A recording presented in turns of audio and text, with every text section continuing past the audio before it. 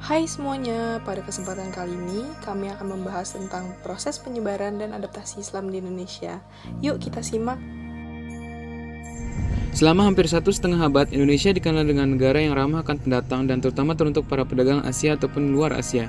Dikenalnya Indonesia sebagai negara dengan populasi muslim terbanyak di abad ke-21 ini tidak terlepas dari banyaknya peristiwa yang telah membentuk daripada masyarakat Indonesia itu sendiri. Mulai dari peristiwa di mana Indonesia menjadi tempat perdagangan oleh organisasi usaha Hindia Belanda, dan lain sebagainya. Terdapat 4 teori utama mengapa Islam bisa masuk ke Indonesia. 4 teori tersebut adalah teori Arab.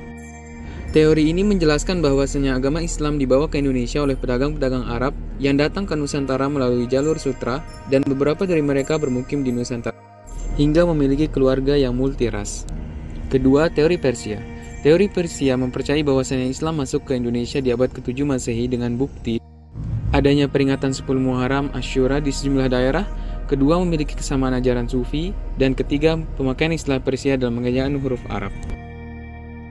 Teori ketiga adalah teori Cina. Teori ini percaya bahwasannya agama Islam masuk ke Indonesia dikarenakan gelombang migrasi dari Cina menuju Asia Tenggara pada abad ke-9 Masehi. Dan daerah yang paling lama mereka kunjungi adalah daerah Sumatera dan Palembang bagian selatan hingga tahun 879. Teori yang terakhir adalah teori Gujarat.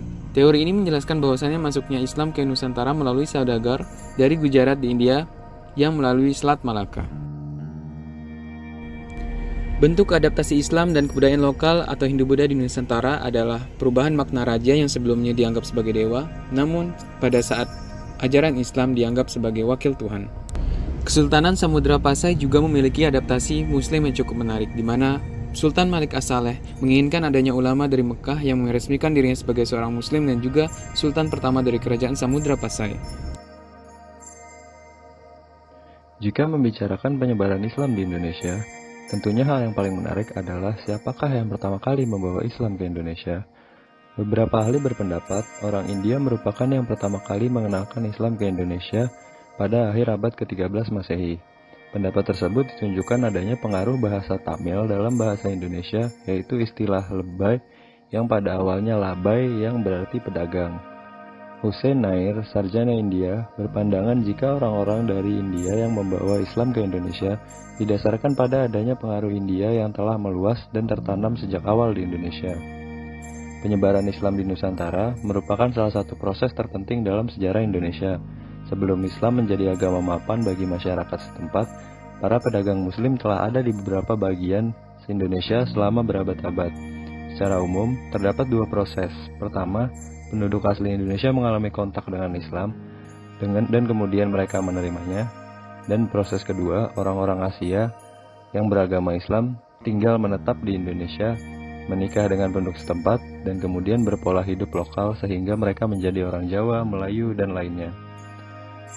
Ulama merupakan aktor penting pada perkembangan Islam di Indonesia. Kepribadian ulama telah melekat kuat kepada saudagar yang telah menyebarkan Islam lewat jalur perdagangan dan pada sosok sultan yang menyebarkan Islam melalui kekuasaannya. Salah satu aktor yang berkontribusi dalam penyebaran Islam di Indonesia yaitu peranan penting dari para ulama sufi yang tergabung dengan Wali Songo. Wali sendiri mempunyai arti pembela, teman dekat, dan pemimpin. Dapat diartikan sebagai orang yang dekat dengan Allah Subhanahu wa Ta'ala. Para Wali Songo menyebarkan dan mengenalkan ajaran Islam melalui budaya, dengan menekankan kepada pola mengenalkan budaya baru di tengah institusi kerajaan. Dalam proses penyebaran agama Islam di Nusantara, terdapat beberapa strategi yang digunakan oleh para tokoh untuk membawa Islam masuk ke Nusantara. Yang pertama yaitu melalui jalur perdagangan. Adanya interaksi antara pedagang Muslim dari berbagai negara seperti Arab, Persia, anak benua India, Melayu, dan Cina yang berlangsung lama membuat komunitas Islam semakin berwibawa dan pada akhirnya membentuk masyarakat Muslim. Selain berdagang, para penyebar agama Islam dari berbagai kawasan tersebut juga menyebarkan agama yang dianutnya dengan menggunakan sarana pelayaran, yaitu melalui jalur dakwah bilhal. Dakwah tersebut dilakukan oleh para mubalik yang juga merangkap tugas menjadi para pedagang. Strategi selanjutnya yaitu melalui jalur perkawinan. Perkawinan tersebut dilakukan antara pedagang Muslim atau mubalik dengan anak bangsawan di Nusantara. Selain perkawinan, Penyebaran Islam juga dilakukan melalui jalur pendidikan. Penyebaran Islam melalui pendidikan awalnya terjadi di lingkungan keluarga, kemudian berkembang di surau, masjid, pesantren, dan akhirnya masuk ke rumah para bangsawan. Dimanapun dan kapanpun ketika terjadi pertemuan antara para mubalik, pedagang, dan penduduk pribumi, maka pada saat itu pula pendidikan Islam juga berlangsung. Strategi yang terakhir yaitu melalui jalur budaya. Seni budaya Islam dibentuk dalam penyebaran dengan cara mengakrabkan budaya lokal dengan ajaran Islam yang dibuat dengan sederhana, sehalus, dan sebisa mungkin memanfaatkan tradisi lokal setempat, misalnya melalui syair Islami yang selalu dikumandangkan. Lalu, ada juga seni penabuhan beduk sebagai ajakan sholat 5 waktu. Insting masyarakat pada saat itu mengira bahwa gema beduk sebagai pemanggil untuk acara keramaian. Hal tersebut kemudian menimbulkan ketertarikan oleh para penduduk untuk memeluk agama Islam. Islamisasi di Nusantara telah menimbulkan pro dan kontra di tengah masyarakat.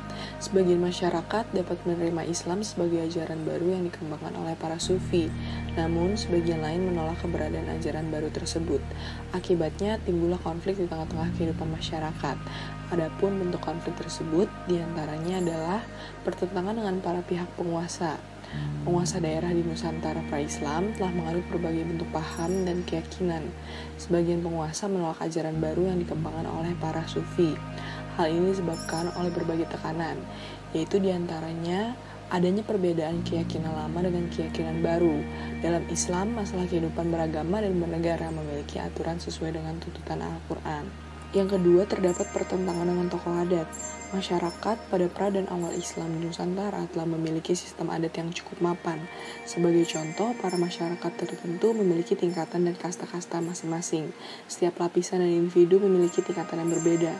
Di samping itu, dalam kehidupan masyarakat juga mengenal tokoh-tokoh adat, yang dimana tokoh adat dianggap memiliki kelebihan dibandingkan dengan masyarakat kebanyakan lainnya. Mereka selalu dihormati dan dipandang sebagai suri tauladan di tengah masyarakat. Berbeda dengan Islam, manusia merupakan makhluk Allah yang memiliki kedudukan sama di dunia. Yang ketiga, perbedaan keyakinan.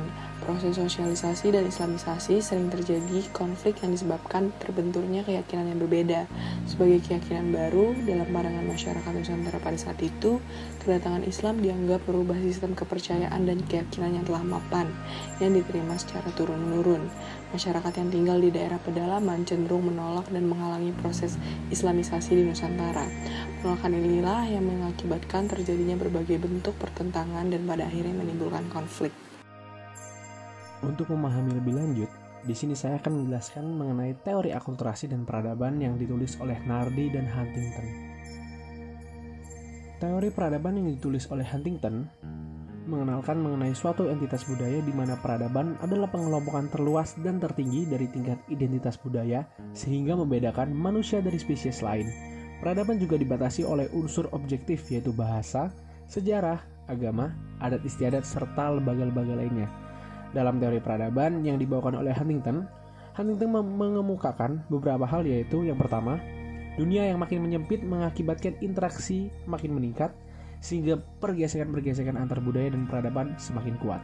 Kemudian yang kedua, modernisasi ekonomi dan perubahan sosial membuat masyarakat tercabut dari identitas lokal dan memperlemah negara bangsa sebagai sumber identitas.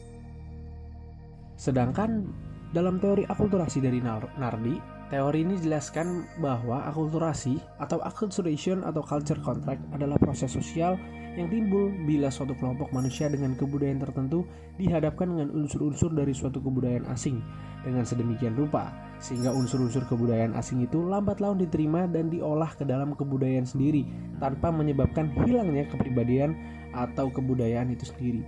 Mengacu pada teori yang disampaikan Nardi mengenai akulturasi, maka teori ini sangat relevan dengan kondisi Nusantara saat ini yang sudah berakulturasi sangat dalam dengan budaya Arab dan Islam itu sendiri.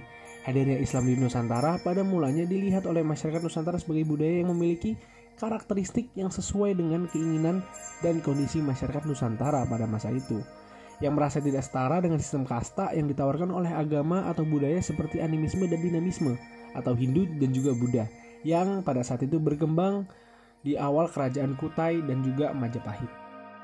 Selanjutnya adalah kesimpulan. Ketika ajaran baru yaitu Islam memasuki Nusantara atau Indonesia, prosesnya pasti tidak berjalan dengan mudah. Hal tersebut dikarenakan adanya permasalahan yang harus dihadapi. Permasalahan yang dihadapi untuk melakukan penyebaran atau sosialisasi sangatlah beragam. Namun, sikap yang diambil oleh tokoh-tokoh yang melakukan penyebaran juga sangatlah penting dalam menghadapi permasalahan yang ada. Jika kita merespon terhadap masalah yang dihadapi para tokoh untuk melakukan penyebaran Islam di Indonesia, sudah pasti para tokoh mengalami perjuangan yang sangat berat, seperti ada penolakan dan adanya perbedaan keyakinan. Namun, meskipun itu, menghadapi beragam permasalahan tersebut, para tokoh penyebar ajaran Islam di Indonesia tetap dapat menyebarkan Islam dengan strategi-strategi dan sikap mereka yang kuat, serta juga sabar menghadapi berbagai permasalahan tersebut.